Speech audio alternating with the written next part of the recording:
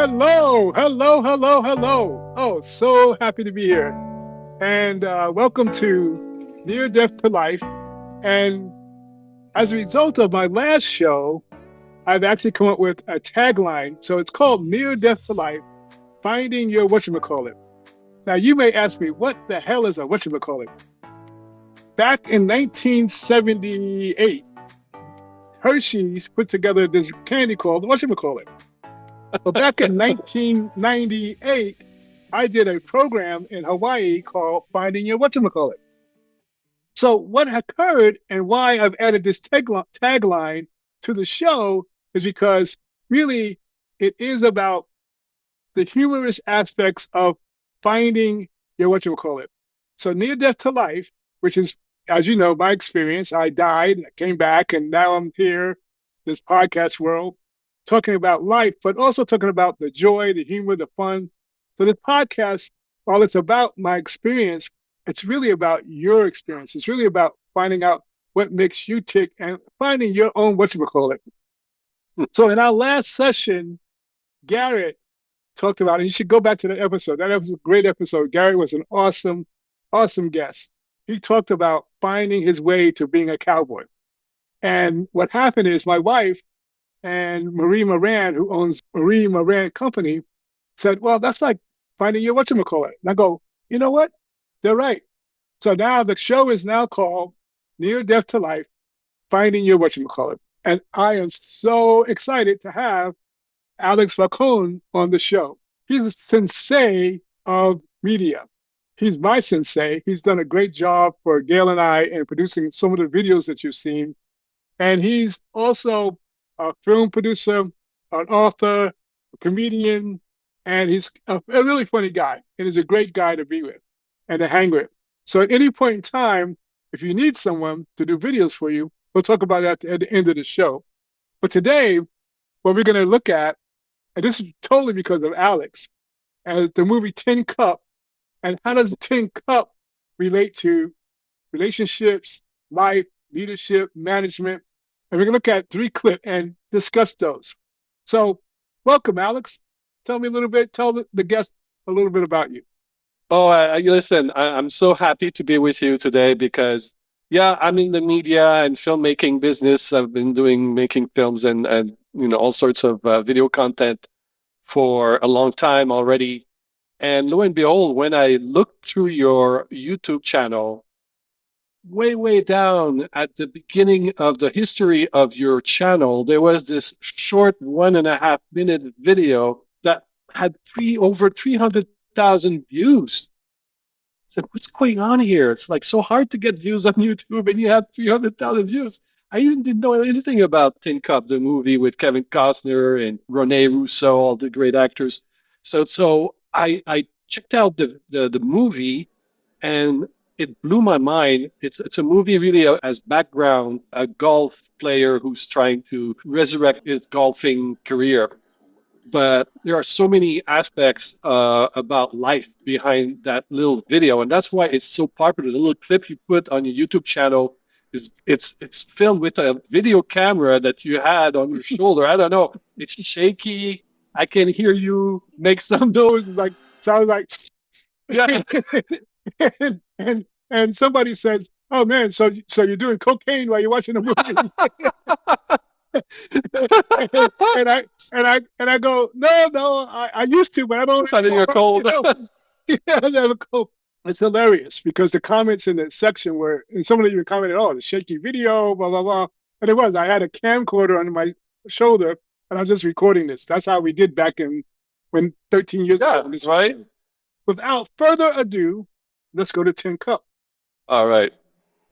So it's a 1993, I think 1993 film.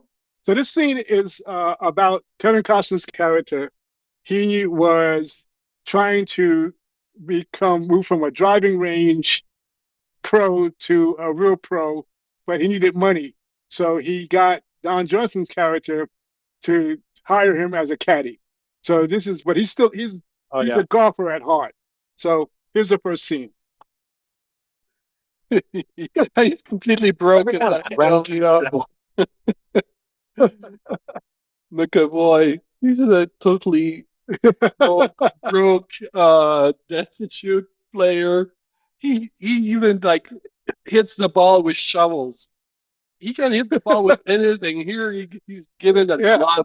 What am I going to do with a glove? It's like, Yeah. oh my So God, this is such a great scene. yeah, and the great thing about that scene is from I I've talked about PCM, process communication model, and it's a great scene. And I had never realized this until I started researching for this particular show, that it's a great scene about personalities and how they both were right. Because in Roy's world, Roy is a rebel, like a rebel imaginer, promoter, and Don Johnson's character is a persistent thinker. So from Don Johnson's perspective, he was going, "Hey, yeah, I know I could probably knock it on, but why risk it when I don't need to? I'm just going to hit a safe shot." And I may see the world from one perspective, and you may see the world from another perspective. Doesn't make either one of us wrong, but at some point we have to understand our roles. And in that case, Roy's role was to be Don Johnson's caddy, David's caddy. Right. And so his job in that particular moment was to meet the needs of Don Johnson. That's why Don fired him, because he's like David, the character David Yeah. is like, I know I could probably reach it, but that's not what I want to do. And so, and from a leadership management business perspective, it's really important to understand what your role is in that particular situation. So in this case, they both had a perception of that whole that was accurate for each one of them, but they came from different perspectives. And the only thing I would say in that case, because Roy was the caddy, his job was to sort of meet the needs of his client. But isn't it the lesson that he couldn't help himself? That Oh yeah. even if you're like Oh, you're in an organization and you're put into a caddy position and it's yeah, not your character, it's not your yeah, temperament, you're not gonna yeah, fit, and yeah, eventually you're gonna be outed right, by the organization, or they're gonna realize who you are and then put you in a place that's more fitted. But right. that's kind of rare. People usually they get fired. You talked about PCM. For the folks who don't know what PCM is, can you just briefly explain what PCM is? And by the way, you made a great video. We made together a great video around PCM. But in a Right. nutshell, what is PCM? In a nutshell, what PCM is a personality communication style assessment. And basically, we have within us six different types. We have the Okay. harmonizer, the thinker, persister, rebel, and the promoter. And what happens is it doesn't define, it's not who we are, it's within us. And we can access any of those types. And so for Roy, the challenge is he is primarily a rebel, imaginer, promoter, and that's where his energy is. And for David, his energy is mainly thinker, persister, promoter. And the challenge is, how do you go to those other styles so that you can communicate better? Neither one of them were willing to do that because it takes a little bit more energy to do that. So they clashed. Hmm. That's great because those guys and gals who are the rebels bring a unique quality with them into an organization. If the organization is lucky enough to recognize the benefits of having at least one person who's kind of, going against the grain, against, the norm, and innovate from there or go way beyond what is understood, by the majority of people, then that's a big gift. That's a big plus. Yeah, We should yeah. be able to recognize those rebellious minds as a gift. It's it's how we perceive the world. So my perceptions of the world are mine. Where it goes sideways is when I try to force my perception of the world on you. Right. And by doing that, we're not communicating. What I've learned because of PCM is that I don't have to lose my identity of who I am. I'm a rebel imaginer. That's my style. That's my Hmm. go-to. But I've learned how to adapt. So when I'm working with a thinker, I know that I can't I can't be this rebellious personality initially. I have to be more of a thinker mode. So recognizing what's Hmm. important to them. So in communication, if you really want to communicate with another person, it's really important that you adapt your style. Doesn't mean you have to give up who you are, but you have to make an adjustment. And on the golf course, you always make an adjustment.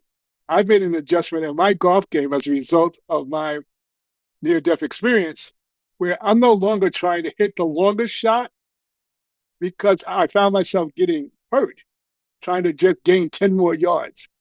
And I had an epiphany in October of 2024 when I got hurt again trying to gain 10 more yards that what are my strengths on the course? My strengths are my short game and my putting. So just get really great at that, master that, and don't worry about the 10 more yards because you don't need them.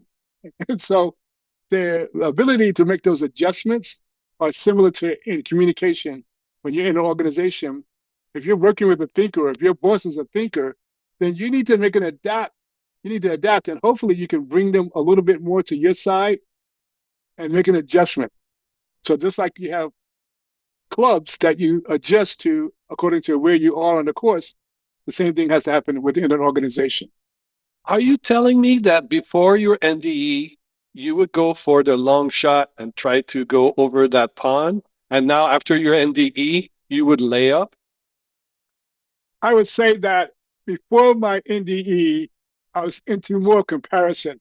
Oh, my buddy AJ, he hits the ball long, or Steve, he hits the ball long. So I want to keep up with them. So that's what I was doing. I was doing comparison. Uh, After my NDE, I went to more of a contrast, just comparing, which is basically contrasting my game according to how it fits the course. So I wouldn't say that I stopped going over the pond. I just take a little bit more time to assess if that's what I want to do. The okay. key for me was not comparing my game to my other golf buddies who were younger than me, hit the ball further than I did, and me trying to instead of me trying to keep up with them, I tried to keep up with myself. It's not about your ego trying to, Right. it's not like a pissing contest anymore. That you don't Right. care about that anymore. Yeah. Yeah, yeah, Yeah. right. It's like Cat Williams said. Cat Williams has a famous short podcast, and the interviewer said Shannon said to him, "Oh, you play golf? Do you play from the back tees?" And Cat Williams paused and said, "No. The last time I checked, they don't pay you anymore to play from the back tees. So I play from the front tee. I use all my pronouns: he, she, they, whatever's going to get me closer to the hole." And I think that's true. And that's what I love about golf is because you can make it's a game that has the ability to give everyone a reasonable chance of playing their best golf, depending on what teams you play from. No, I love golf.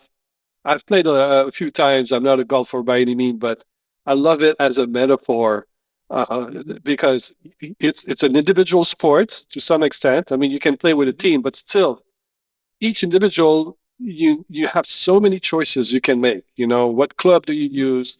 Are you gonna go for par? Are you gonna try to go for a birdie? Are you gonna push to the limit or play safe? I mean, it's just a perfect sports Yeah. to kind of evaluate who you are. I mean, if you had the opportunity to do that as a business and an executive coach, you could take each and every of your clients on a golf course and evaluate their personality through the Oh, game.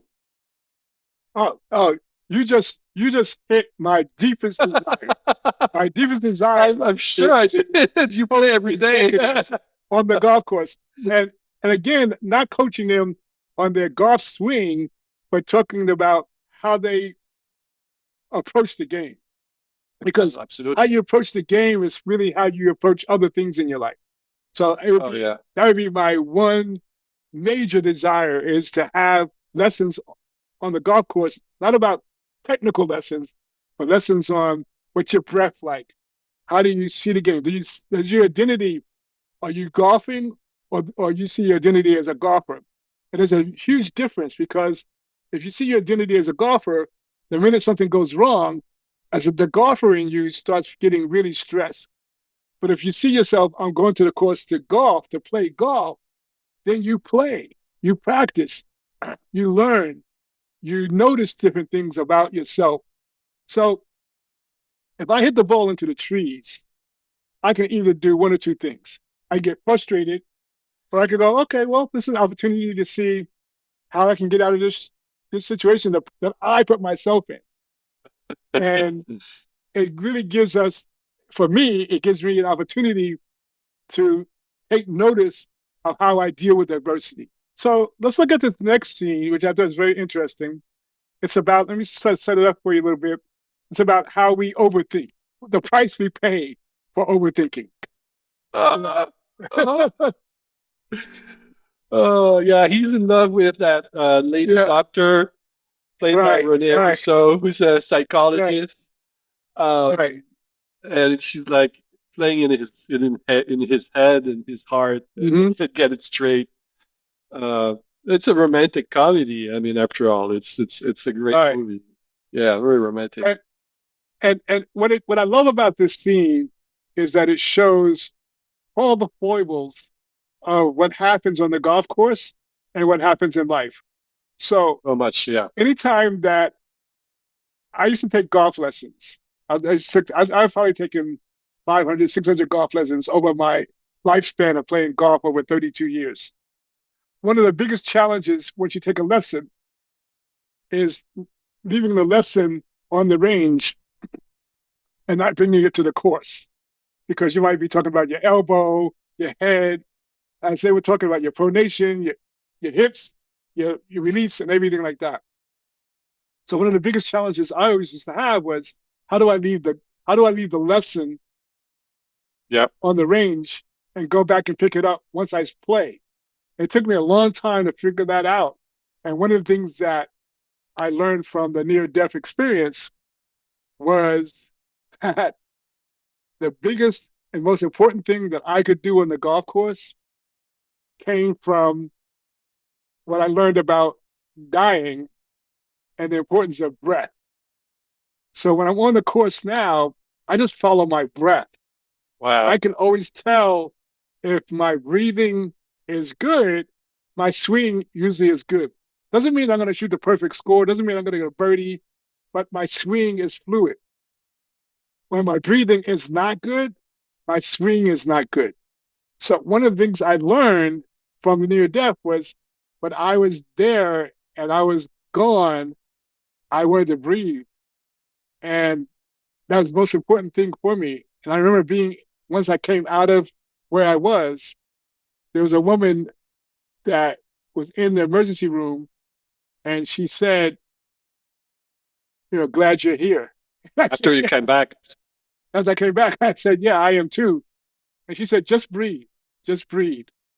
So it's important that even when you're in an organization and you're challenged with, a, you have a challenge. I just recently had a client who had to learn a new system.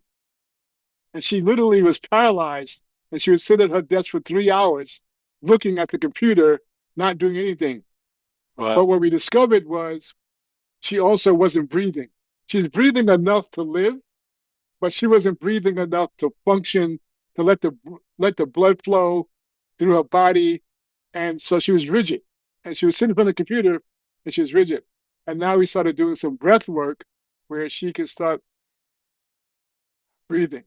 So when we're overthinking like he was doing, you think about all the things, and usually the things that you're thinking about are all the things that can go wrong. And then from a Mm. golf perspective, the S word is one of the worst words that golfers do not want to hear. Nobody wants to say the S, the shank, because it's ah, it gets in your body, and it's like I was wondering about that word. As a French Canadian speaker, I was like, well, what the hell is it? yeah, Is a yeah, yeah, Shanks? I got the yeah, Shanks. I got the Shanks. What is that? What is yeah, that? yeah. Oh, it is. Oh, it is. I, even as I sit here and I talk about it, my whole body just goes, Stop oh breathing. no. Like the next time I play, I hope I don't have the Shanks as a result of talking about this. It's one of those things. It's like the number 13. It's just on golf. No golfer will Oh talk about man. will mention the S word on the court because it's it's contagious. You can Oh wow. don't say that word. No, no. Oh wow. Oh, so that's why I love this scene because how many of you out there, and I want you to comment as you watch this video, or if you're listening to it, Yeah, just absolutely. uh, just say, when have you had the Shanks in your business, in your relationships, and how did you get out of it, or what would you like to learn how to get out of it? And Uh, one thing I would say in my system is the whatchamacallit system. It's really finding your breath. That's one of the key parts of your finding your whatchamacallit is finding your breath. And if you can find your breath, ah, to me, breathing like that consciously is a portal. so that's a really great awareness. So what is that portal? Where do you go in your portal? Where does it take you?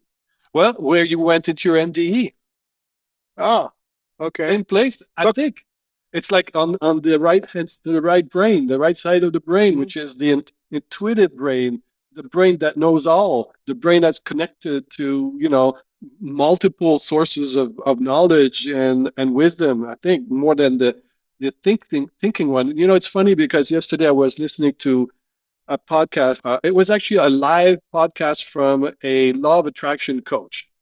And Mm. she was answering questions, people, asking techniques to get in the right side of the law of attraction, practice it well so they can get abundance and all that. She was giving all sorts of advice. And my thinking was, but that's just intellectual, that's just mental. Don't even do that. Just try to be in the zone. That's all. Yeah, Breathing, like you yeah, say, is probably the best way. If you breathe a yeah, certain way, that's yeah, the appropriate way for you. You're gonna get in the zone. Now, yeah. conscious breathing has saved my life many times. I'm sure. Yeah. So I love that because learning is not necessarily how much content you can consume. So you can read a book or you can get very technical. Exactly. And learning is really about your experience. And what do you learn from your mistakes? What do you learn when you fail? How do you get out of it? So that's what I talked about before about being in the trees. Someone said to me, "You're pretty good out of the trees." And I go, "Yeah, I've been there a lot, so I know how to get out of the trees." and and one of the great things about the trees is you have to be really curious. Curiosity is really important, and when you're playing golf, because you have to sometimes create shots on the fly because it's not going to be technically correct. The very few Right. people hit a straight ball. Calvin Pete, Calvin Pete, who was a black golfer back in the 80s, is probably the most prolific of hitting a straight ball. Most golf balls go left, You right, chip it. all, all over the place. So I love what you said about the intellectual, because life is not an intellectual process. We Exactly. learn things, but then we have to move towards doing things. So life is about doing. And how do you make those adjustments? Yeah, there's a transfer. The information, intellectual information, will not get you there. It's the feeling, it's the sensation. It's hard to describe, but it's a different realm. It's a different dimension, and you need to get into that dimension. Again, I think breathing is one of the best ways of doing it. Now, I have a question for you because you do a lot of, I know for Gail and for myself, you've done a lot of video editing. So how does this apply to your work, the work that you do? Oh, that's a good question. See, me, I need to be transported by the content that I'm going to be making. Let's say I'm going to make a movie or a short video, doesn't matter. And the way for me to transport myself into that world, imaginary world, is through music. Mm, Surprisingly enough, the music will kind of create like a bubble in which I immerse myself, and then I become very creative. I'm not afraid of if I'm gonna make a mistake or not. I'm kind of padded or protected by the music. It's hard to describe. And then I can freely let myself go and start Wow. creating through the music.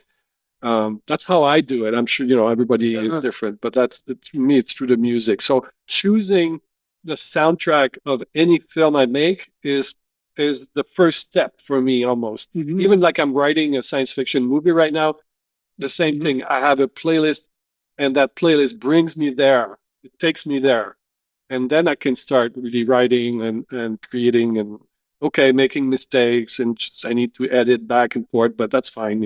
But it's not intellectual. It's music Hmm. takes you directly into the realm of the emotions, different dimensions. It's hard to describe.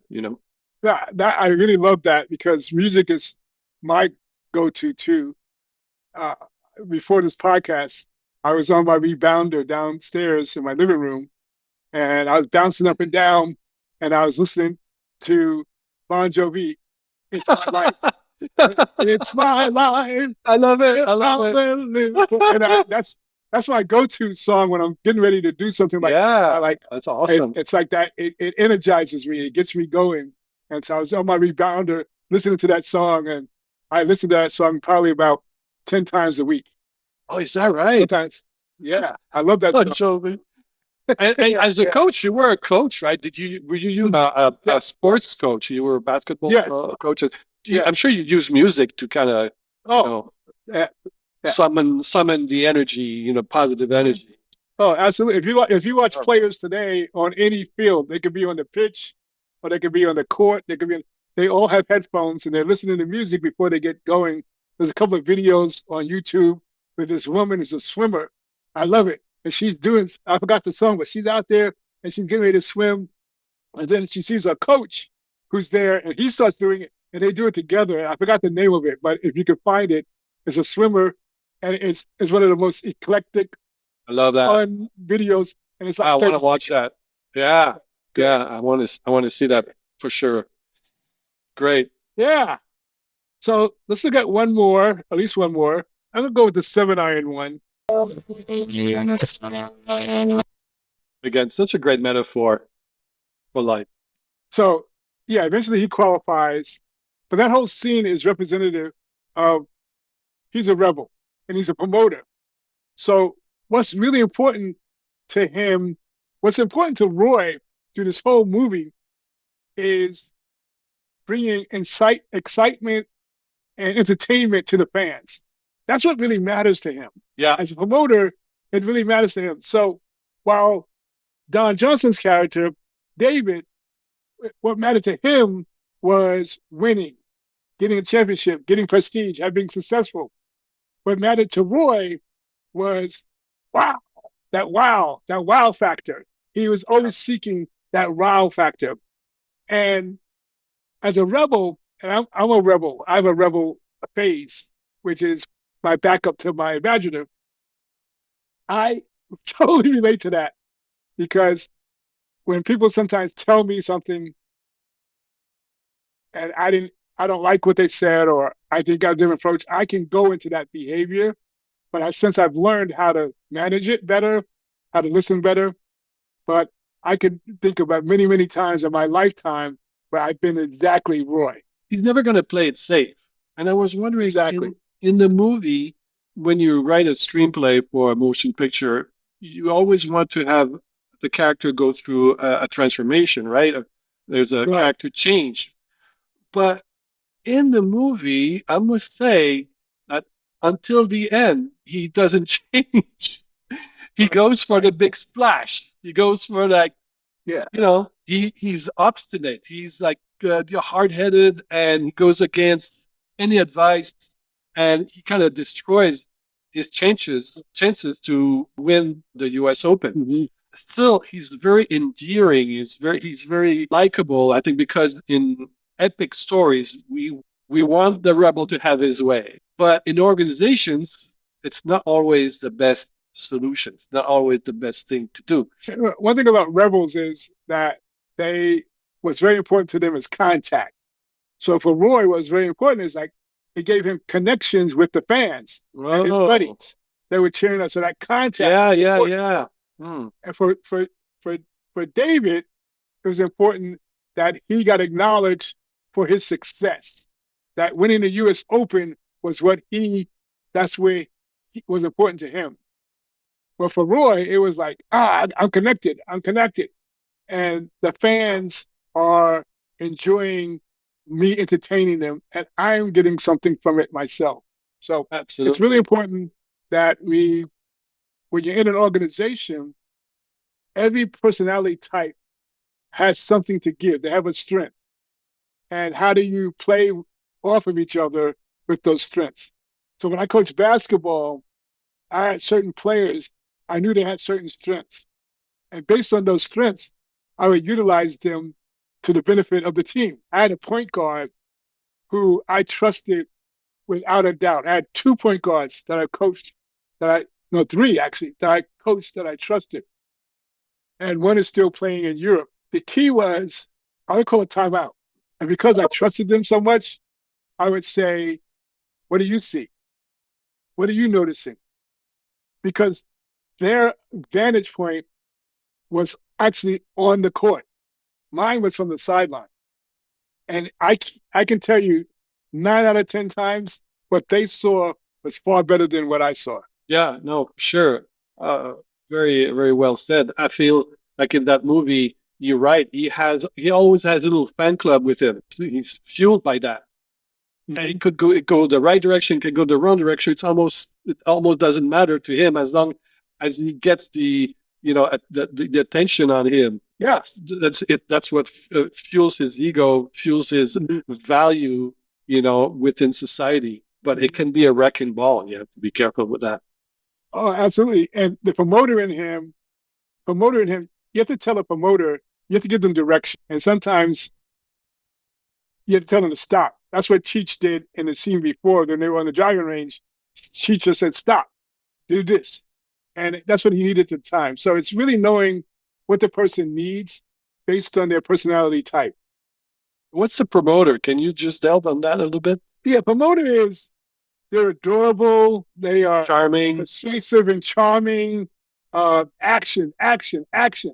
They're just action. Okay. So Roy like loves action. And Raw, raw, if raw. Like, yeah. yeah, they need incidents. So they need a lot of activity in a short period of time. Throughout this movie, if you watch the movie Tin Cup, you see how quickly Roy is moving from one thing to another, one thing to another. Yeah. He's always popping, popping, popping, popping. Whereas Don's character, David, he's more, let's do this, let's do this, let's do this. Absolutely. That's a very interesting observation. All right. Mhm. What do you got next? The climax of the film. Which I like a lot because it doesn't end the way I thought it would end, except for the fact that he gets the girl. But golf wise, I didn't think it was going to end that way.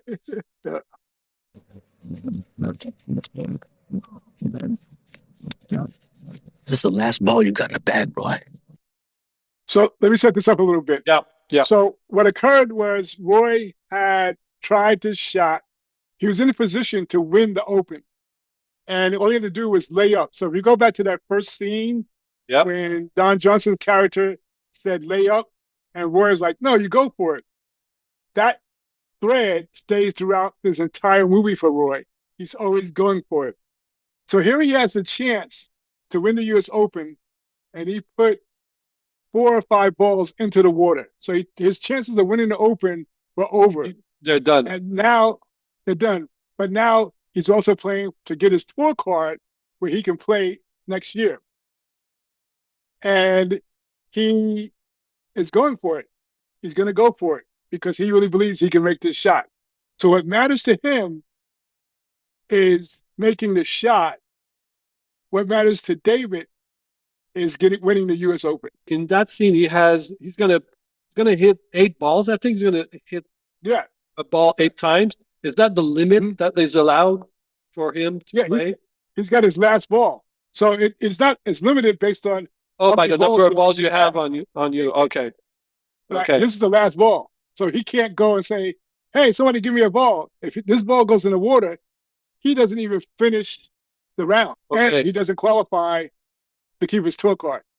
Oh, okay. So if he hits the ball and it goes, let's say, on the green, he can still go on the green and finish up the round. But if it goes into the water, it's over. It's over because that's his last ball.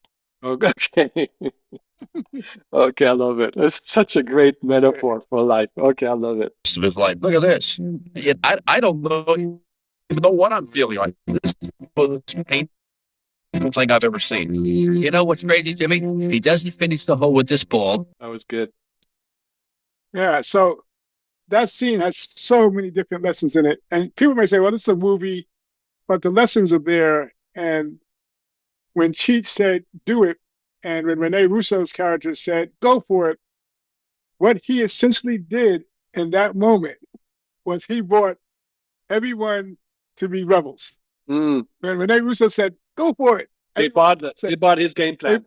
They bought in, and they just said, you're rebel, we're rebel with you. And that fueled him. That fueled him to say, go for it. And very rarely do rebels in a structured environment are told to go for it. They're usually told to be quiet or calm down or think logically. But when a rebel is told to go for it and they have the ability to truly go for it, it's amazing what they can produce. And for him, what mattered wasn't winning the US Open, it was really getting to the point, making that shot. And people will remember that versus who won the US Open. There was a guy in 1999, a Frenchman by the name of Jean Van der Velde, who lost the British Open because he put the ball in the water 3 times. I don't remember who won the 1999 British Open. I do remember him. And I will never forget him. I don't know. I can't remember who won the 1999 British Open. I honestly can't. I can look it up, but as far as I don't have to look up Gene Vanderbilt because in that moment he could have taken some safe shots and possibly won the U.S. Open, but because he didn't, he's a real life tin cup. What are your thoughts about seeing that scene? It brings up the question, what is the grand thing to do? Is it something that's going to be memorable, that's going to blow people's minds, or is it you kind of dissolve yourself in an organization and you pull together in a team and no one knows who you are? I think there's room for everything in life, but I think you look at the political situation right now. Mm-hmm.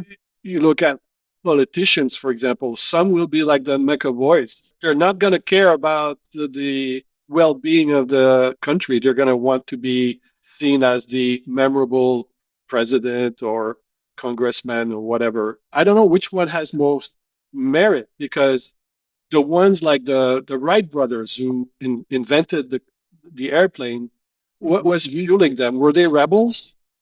Were they like visionaries? Is it the same as being visionary? I'm not sure. The rebel, yeah, Pioneers. the Wright brothers were more imaginers, thinkers. So here's the thing about PCM: it doesn't define who you are; it defines what's in you. All those types, the harmonizer, the thinker, persister, the rebel, promoter, they are available to us all. The challenge is our energy. May take more energy. So, for instance, my son is a persistent thinker. I have that characteristic, but it's really low. My energy is like maybe a 30%. So I have to work harder. It's more challenging for me to do that. Where it's very easy for me to be an imaginer rebel. But in communication, what's critical is that if I know that I'm talking with my son, I have to bridge a little bit to his style if I'm going to have a really successful communication. What happens in communication is we don't bridge enough. We basically said, this is how I see the world. And I used to be this way. I absolutely 100% used to be this way. That's how I see the world. Everybody else should see the world the way I do. And that's what's happening in world politics right now. You have the extreme left, you have the extreme right, and no one is in the middle. So everyone's choosing a side. And it's really challenging because no matter where you lie on the spectrum, the other side can be very painful to listen to or hear. And the ability wanting to make others see the world the way you do becomes very conflicting. It becomes very stressful. It's very painful. So the far right and the far left, they want everyone to see the world the way they do, and the far right wants to see the world the way they do. And that's where the conflict is. And in order to change perceptions, you have to be willing to listen to a different perspective. And that's where the challenge is. I like that. That you have to be willing to listen to a different perspective. Mm-hmm. In order to be in that position, what does it take in terms of character, in terms of temperament, in terms of maturity, to be willing to listen to other point of views, other perspectives? What does that entail? It entails awareness. Mm. So the far right, like, they're anti-woke. And it's bullshit. It's not woke, it's awareness. It's like, how aware are you? And it happens to the left also. The left's big word is cancel people. They don't have to cancel people. Again, just be aware. I don't try to cancel anyone. I may not agree with them. I may not follow them. I may not even like them. But I'm not going to cancel them because their perspective is vastly different than mine, or their opinion is vastly different than mine. I just may not follow them, but I'm not going to put out a message, oh, we're canceling them today. Well, the far right likes to say, we're not woke, we're anti-woke. Again, bullshit. It's really about, are you aware? What's your awareness level? And if you're aware, then how unmotivated are you to do something about it? Because if you're not motivated, just being aware is just, oh, I know that every time I say the word Trump, you go, oh, or every time I say the word woke, you shake. But if I don't want to change, I just want to antagonize people, I'm just not aware. I have blind motivation. I'm blinded to the motivation that it takes to change. When you say aware, do you mean being aware of yourself, of who you are? Yes, yes. Okay. Being in, like, noticing, like, going back to what I said, following your breath. So in life, you follow your breath. And if you follow your breath, you'll notice certain things. Like if I noticed certain things where I had to stop. I used to go online and find out the news in the morning. But I started following my breath, and I realized I would get out of bed and I'd be very tight and frustrated because the news isn't that great these days from my perspective. So I changed. I wait until I in a real balanced place, and then I'll look at the news. I'll look at an article. And if I don't feel balanced that day, I will not open the news. So I noticed when you follow your breath, you notice certain things about yourself, and then you know to make an adjustment. Oh, I love that. I love that because being aware of your own breathing will teach you Yes. where you are, where you stand, how Yeah. you feel, what you're thinking, all those things. That's Mhm. self-awareness through the breathing. We're back to the breathing again. Yeah. The breathing, it's like if I take these two fingers and I cover my nose like this, Hmm. at one point, the only thing I'm thinking about is where's my next breath coming? Yeah. It takes everything, and I'll do that sometime where I find myself all over the place. I'll do this, I love it. That's a great, and great it takes me back to reset button. reset. Because I guarantee you, if you do that, at some point, Won't take long. if you thought it was a problem, it will not be a problem because the only thing you're going to think about is where's my next breath coming from. I love it. I love it. So, Jerome, you're an experienced executive coach. How do you help people, your clients, get more awareness of who they are, what they are, and how they react in society? How do you do that? Yeah, You yeah. pitch their nose? I mean, have them do it. But Alex, I had this really epiphany about 2 weeks ago. And in my industry, there's people that don't want to be seen as life coaches. They want to be executive coaches, leadership coaches, thought leaders. And I thought about this, and I go, Jerome, you're just a whole person coach. So I meet people where they're at. I've been coaching a person for the last 2 years who's had a lot of traumatic. She's an executive, but most of my coaching has been about her whole life because that's what's going on with her. She's had family members that have gotten sick, parents that are sick, and she's become a major caregiver while also being an executive leader at the management level. So I'm a whole person coach. I coach the whole person, and I want them to understand what's important to them, what really matters to them. So I meet them where they're at. I have a system, and my system is finding your whatchamacallit, which is finding what works for you. What do you need to do? What matters to you right now? Not what matters to me, what matters to you. And then we look at what matters to your organization and how do you integrate those two things. Because you cannot coach an executive in an isolated format. You have to coach the whole person. That includes their life, their family, and their organization. So, but at first, I want them to become fully aware of what matters to them. And then they can look at what matters to others, and then it gives them an idea of where they need to put their attention. I see. It's a holistic approach. Holistic approach. I'm a whole person coach. Yeah. And I finally I landed on that spot, really excited about it because that's who I am. I coach anyone where I feel like I can be of assistance to them. So I show up, I follow my breath, and we start working. It's funny to go back to Tin Cup. Roy McAvoy is not out of the woods. He hasn't changed. So, it's going to be like Groundhog Day again when he goes to apply and try to, be part of the U.S. Open again. If he doesn't change, he's still going to run into trouble.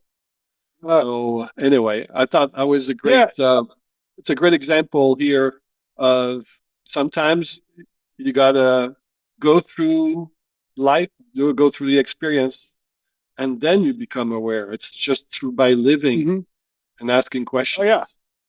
And you have to be curious. You have to be curious. And the Roy McIlroy that was key as a real golfer is John Daly. John Daly is Tin Cup in real life. He's another Tin Cup because John Daly was a promoter. He would drink a whole bunch of beers, play golf. He won the British Open. He's a great golfer. He was particularly in his prime. He was fun to watch, hit the ball a long way. But he really didn't care about the same things that Tiger Woods cared about or that other professional golfers cared about, that Nicholson cared about. He was pretty much a promoter. He just liked to entertain people and entertain himself. Promoters get entertained by their own actions. Yeah. Fantastic. Well, it was fun to watch the movie and those excerpts with you, Jerome. Thank you for inviting me. It was awesome. Yeah, I'm glad to have you here. And this is the time where you get to talk about what you do, how people can reach you, how people can contact you. Because I'm telling you, folks, if you need videos done, if you need someone who's really going to be about what you need and puts in a lot of work and effort into producing videos for you, this is the guy. So this is your time. Go for it. Well, all I want to say, Jerome, thank you for having me as your video guy, your video sensei. All I can say is that at the stage of my life where I'm at right now, it's much more than video. It's more about energy.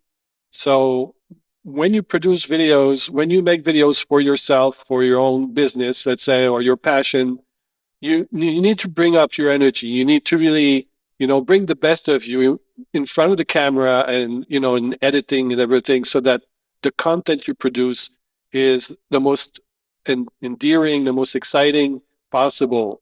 it brings up the best of you. So I see my work as really bringing about the best of my clients, the best side of them, and it's very festive. It's very fun because basically it's looking at the best aspects of the individuals, the organizations, and bringing that up in a fun format, which is film. So that's all I can say about, why I enjoy my work so much. And how do people reach you? Well, they can go on the internet. It's easy to find me, video-bubble.com, or on LinkedIn, Alex Vachon. And if you have any questions regarding video production, video marketing, anything around video content production, I'll be happy to answer questions. Yeah, he absolutely is, and he's a great assisting you to tell your story. He loves storytelling, and I love storytelling, and my wife Gail loves storytelling. And if you want to see the videos in his production, just go into GailGreenLearning.com or JeromeGreenCoaching.com, or you can find us on LinkedIn under our names, Gail Green. On YouTube also, yeah. And also on YouTube, and absolutely follow the podcast. I'd love to hear your comments. I'd love to hear your stories. Tell us your stories about what is your whatchamacallit? What are you looking for? What are you trying to find, discover? And your Shanks. Oh, that word Shanks. It still makes me shake. But it's been wonderful sharing this time with you, Alex, and look forward to likewise. All right, yeah, we're gonna do more films. We're gonna do more sports films together. I think there's such powerful vehicles to understand who we are, what we're about, what's life about. So, and it's extremely exciting to watch. So I'm very excited about this. Absolutely. And you can reach me at JeromeGreenCoaching.com. All right. Take care, everyone. Great to see you today, Jerome. That was fun. Please drop your comments, what you liked or disliked, or if you have a different viewpoint. I really look forward to seeing those comments, and I will get back to you. And take time, if you can, to subscribe to my channel, Near Death to Life. Have a great day.